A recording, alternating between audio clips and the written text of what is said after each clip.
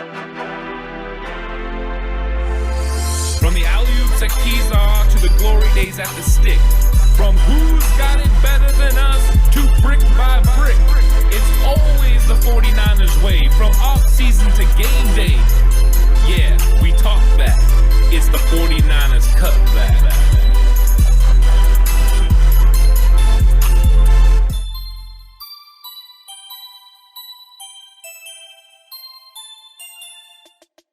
It's 49ers Cutback Podcast time, and we are about to talk about position battles that are going to happen in training camp. And the 49ers have several that are very exciting to watch.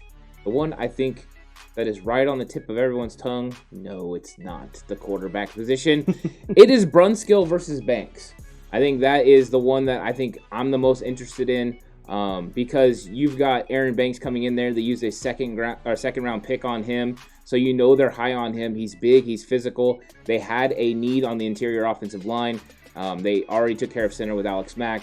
Now they, took care of the guard position either with Brunskill or Banks.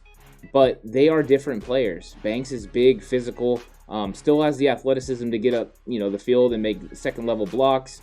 But Brunskill has proven that he can do it against some of the biggest players in the league, including Aaron Donald. So I think this is going to come down to which guy is more consistent. Brunskill, I would say, is probably the leader in the clubhouse because of what he can do mentally. He understands the offense more than Banks right now. But physically, I think Banks actually has more tools than Brunskill and will eventually, pass him, supplant him, just because there is a reason that he went, in the second round. This dude is a big physical, freak of nature, and I think he's highly intelligent. And I think that he's going to learn this, offense pretty well and pretty quick, and that's why it's going to be a real battle in camp. Preseason could be big for Banks. If he goes out there and plays very well, he will put a lot of pressure on the 49ers to, put him out there. But I think that they're going to make sure that the right guy gets this job. But Brunskill's level of competition just went through the roof because Banks is nipping on his heels. And I'm not going to go and say that Banks is going to ultimately take this job before camp. But there's always a possibility that throughout this season, it could go from Brunskill to Banks. Yeah, Brunskill's the kind of guy, he's definitely used to being doubted, not to having to earn his spot every year. He's undrafted. He played in the, what was that called? The AAF. So it's not new to him. And it's also not new to him that the other guy in this battle, Aaron Banks, is the more physically gifted player. Brunskill's one of those guys that's always had to get by on technique, effort, toughness, and smarts. And but those things are what put him in the lead in the clubhouse right now.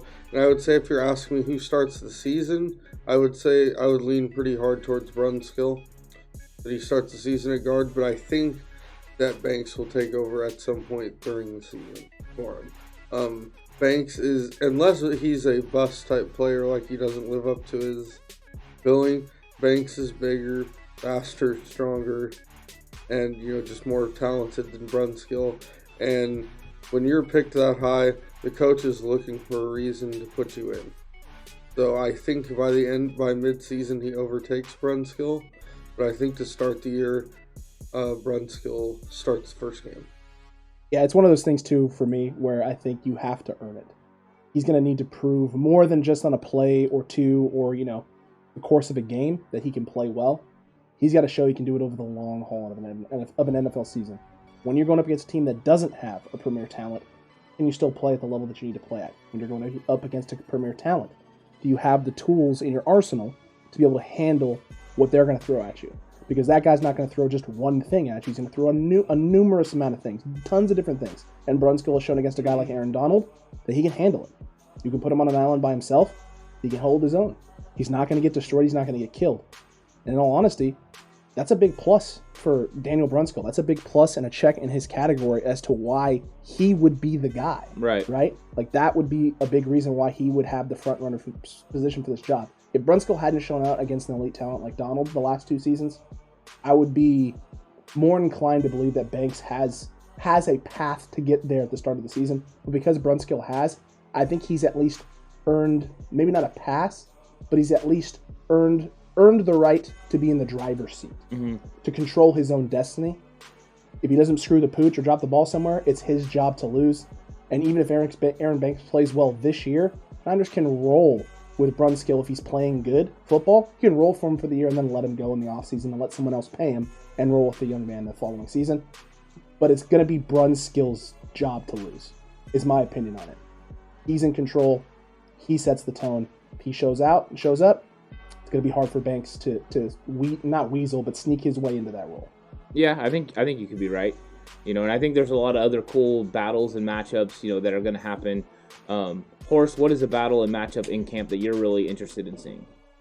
Obviously, there's the quarterback one, but I really like the running backs, the rookies, Trey Sermon and Elijah Mitchell, kind of battling it out with Raheem Mostert and Jeff Wilson for the two main spots. I don't think it's as close as a lot of people are making it out. Definitely Mostert, barring injury, I don't see any way he doesn't start. Now, Sermon versus Jeff Wilson might get a little interesting. It's another one of those where Jeff Wilson's the undrafted guy that's had to prove himself every year in camp. This year he got paid a little more, and I think Kyle really likes him. But Trey Sermon, once again, kind of high draft pick, a guy that Kyle's huge on if you hear Kyle talk about him. That one might get interesting because if Trey Sermon comes out in the preseason, the first couple games and balls out, I don't think he'll take carries from Mostert.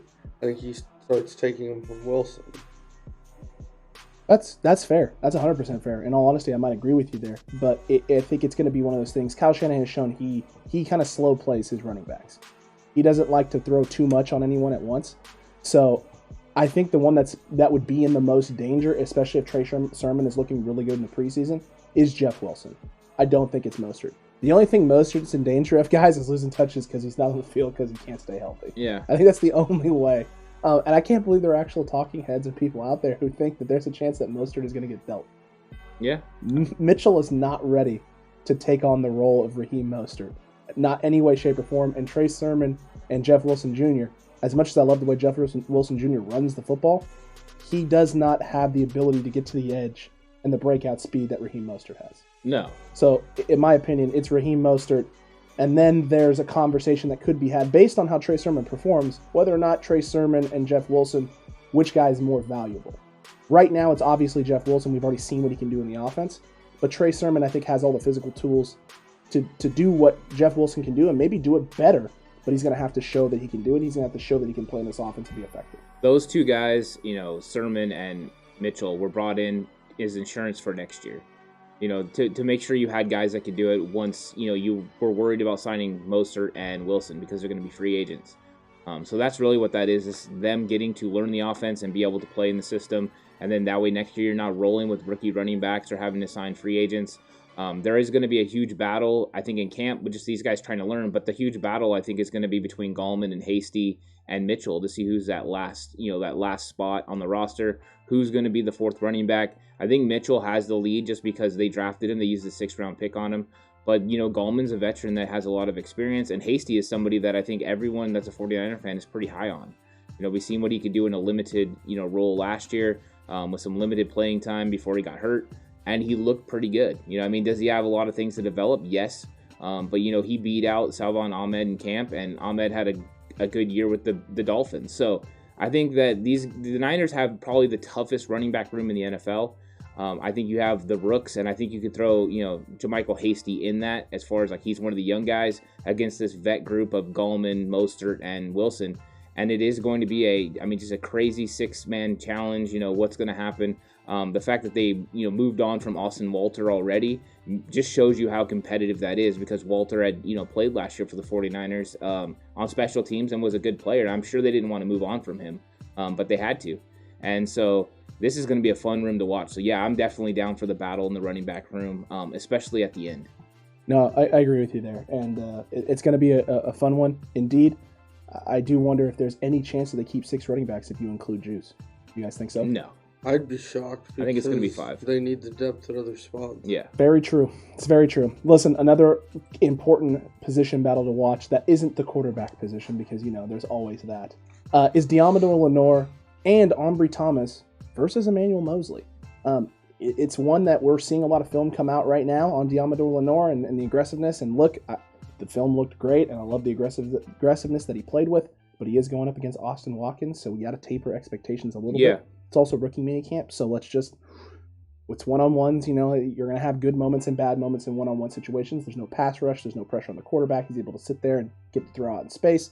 So I'm just interested to see, because I think we all thought Diamador Lenore was maybe a guy they thought would be more of a slot role, and he looks fairly comfortable out there so far through rookie minicamp, out there in space on the outside. So who knows? Maybe one of these rooks could push Emmanuel Mosley.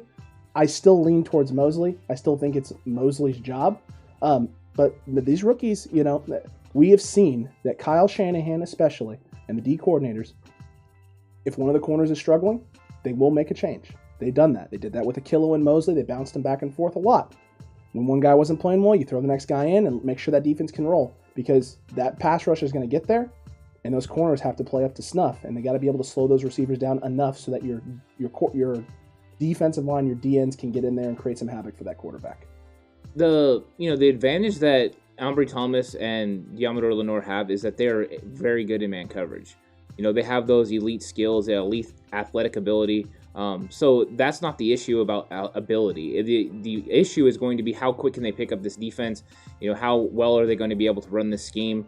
Because you're not just going to run man coverage. You know, that's the one thing that Jason Verrett brought to this defense, was the proof that you can run man coverage on, you know, third down, and you can run it in the red zone and be very successful. You don't always have to be in the cover three.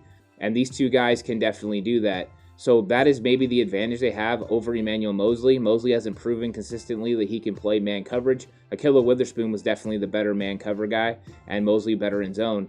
But I think Mosley has the ability, and he can possibly ward off these guys and you know, hold out during camp, just, you know, hold his spot. But I do think these guys are going to push him. I think Ambry Thomas is a physical freak of nature as far as athletic ability.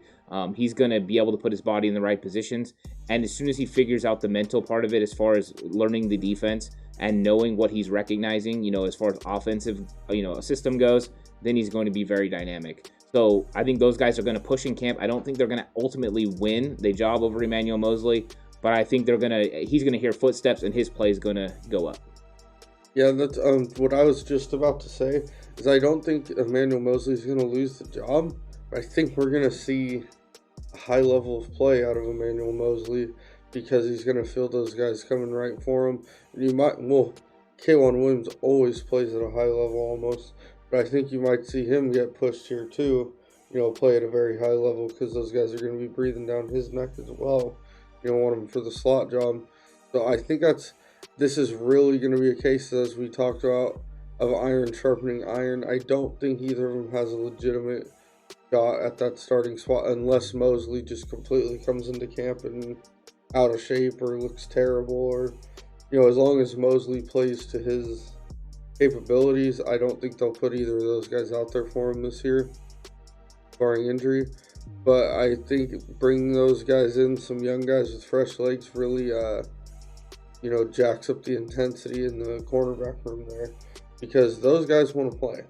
Agreed. 100%. The one thing I want to ask I meant to ask, this is for you guys about Banks and Brunskill. So we play the Colts, what, week 6, 7? 7. After the bye, right? Mm-hmm. So my question is, do you trust Banks? Come in and block DeForest Buckner. Why not? If he's earning the job, why not? Especially if he's earned it, yeah. Well, and you got to remember, what is the thing that Banks is going to be very good at is being very physical at the point of attack. And that's actually one of Buckner's weaknesses. Yeah, and the Colts' defense is built on speed. So the 49ers are probably going to institute more of a power run game against the Colts. And if Banks get him moving backwards, that's going to be a problem for Buckner. Where Buckner presents problems for Banks is the lateral movement, because he has this swim move and things that he can do to get up the field quickly. That is going to be the real question. But I think if he's starting by then, they definitely feel comfortable with him being able to handle it. I agree with you there. And you know what? A lot of 49ers fans, that will quell some issues if DeForest Buckner gets owned in that game. So, yeah. You know, all this, we would prefer Buckner. If Buckner gets eaten alive by Banks or by Brunskill in that power run game scheme, there may be some silencing of some of the fan base a little bit. If Buckner makes one tackle, like for loss or a sack, everyone's going to lose their mind. Maybe one sack. I don't know about one tackle. One tackle for loss. Listen, one tackle for loss. Listen, if the Niners win that I don't game, care if it's one tackle for loss. I'm talking like a big, right as it gets handed off stuff. I guess so. Yeah. yeah. I didn't say you're going. No, I know. I'm just. Some people will. Yeah, Some I people don't- will. And you know I what? don't get that overall. You know what? You can have that moment. They'll do it right when they announce the starting lineups. Dude, they have Buckner. Should have kept him. Yeah. That's true. It's probably true. Look, some other position battles. All right, we're going to save the quarterback one for the very end. Nathan Jerry versus Alshire. And Yeah. how do you feel about that one? I think Nathan Jerry has the heads up on this. I agree with you. I think the fact that they brought him in as a free agent and he has so much experience starting, you would have to think that he's going to be able to pick up this defense rather quickly. He's a very instinctive player and somebody that's just solid. I mean, last year against the 49ers, he played well. So this is a guy I think is the leader in the clubhouse. I think if they were dead set on Alshire, they wouldn't have went and got Nathan Jerry. So I think that's the big point. But I think it is going to be fun to watch because Alshire has a lot of ability and he's developed over the years. So I think he's going to push Nathan Jerry.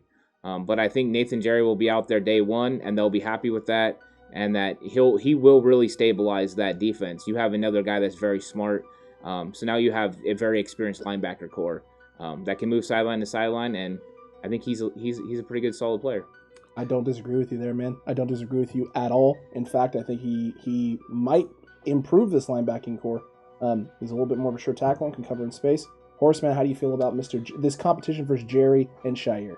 I was trying to think of a reason to argue with him, but I can't. And I like Azeez Al-Shire, but anytime they bring a guy in with that much starting experience that plays the same position as someone that maybe had some shaky moments last year, that's telling you something. That they're trying to bring that guy in to take your job. And I just think with the level of experience of playing at a higher level that Nathan Jerry has, that he's going to come in and take Alshire's job. Now, I don't know that doesn't mean they don't expect Alshire to develop and be able to start next year, or they want to keep him around. He's a good special teams player, but I think they're a little bit disappointed in how he played last year, and I fully expect Jerry to start. I think this is a room that's kind of grown, maybe not grown on Nathan Jerry. I know I'm growing on him, but it's definitely believing that the Nathan Jerry camp is probably the camp to be in terms of who's going to be that third starting linebacker with that core group. I think so. It's a safe bet. He's a solid tackler, Dude, which is something the 49ers linebackers sometimes struggle with. Alshire wasn't. Maybe from that position too, right? Horace Quan and then Alshire. Well, and I think Alshire's bigger problem, it's not necessarily once he hits someone tackling them, it's bad angles. Yeah. Could Demetrius Flanagan-Foles actually beat out Alshire and be that next guy? You would have think with everything that happened last year, right? He would have been on the field more. Well, he had some issues. Did he? Yeah, he had a little injury stuff, a little bit of the COVID. Oh, that's right. So there were reasons why he didn't get more time on the field, but I know they're super high on him. We're gonna find out, aren't we? Yeah, we're gonna find out real quick because if Nathan Jerry isn't the starting linebacker, there's maybe Demetrius Flanagan-Foles. That's an incredible name, by the way. Yeah. Maybe this man is gonna sneak in there and come out as the third member of that linebacking core. Look, guys, there's another one. We don't want to spend too much time on this one because we got an episode this week especially dedicated to this topic, so you're not going to want to miss that. So if you haven't already, make sure you hit that subscribe button and that notification bell. Nice plug. The quarterback room. Yeah. Jimmy Garoppolo versus Trey Lance. Position battle to watch, and specifically because of Shanahan's comments. How's everyone feeling? Yeah, I'm not going to get too much into this as far as I think that it'll be treated just like every other position battle, that Trey Lance will have his opportunity to prove that he is the starting quarterback, and Jimmy Garoppolo will have his opportunity to prove that he is a better quarterback than Trey Lance right now, that he has a better grasp of the offense. And I think other than that, that's all I'm going to say on this episode is I think that that's it, because I want to save some of it for what we talk about the other episode. But I think both players are going to be given the opportunity to succeed and be the quarterback, and one of them is going to win. I think of all the position battles, this one is the least likely for the incumbent to lose their job in week one. Wow. In week one. Okay. So you're saving possibility for there to be him losing his job later in the season. Very interesting. Why don't you tune into the 49ers Cutback and find out? You definitely should do exactly what this man just said. Listen, I don't want to give away too much either. We got a great episode specifically dedicated to this exact topic coming up. Specific. All right, and you're going to want to be here for that. All I will say is it's the least likely, and tune into the next one. Is it? I think it's the least likely. Maybe people should tune in to see what I think about that. Maybe. And if you haven't already, hit that subscribe button right now. Hit that like button. Hit that notification bell as well. That way you're notified as soon as that video goes live, as soon as it goes up on the channel. And the watch page is sitting there just waiting, asking for you to comment away right now too as well on this video today. Let us know what you thought about these position battles. Do you wish we would have talked more about the quarterback position? And if so, it's coming. Did you like some of our other ones? Do you think Aaron Banks is beating out Brunskill? Let us know who's winning these position battles in the comment section down below. And don't forget to share the video with your friends so that way they know who to be watching out for in San Francisco. Yeah, let us know about the position battles, who is going to win. Also, who's going to win the battle for subscribers? Hopefully us, because you are going to subscribe to the channel. If you're here for the first time, we really appreciate you watching. But, have a good time with us. Leave a comment. Let us know what you were thinking about these position battles, because I think it's going to be a lot of fun to talk about, not only now, but also during training camp. And then we obviously get some preseason games to be able to watch these guys perform, which we didn't get last year, and that's going to be fun. Absolutely is going to be. And until next time, 49ers fans, you stay safe. And remember the right way. It's always the 49ers way.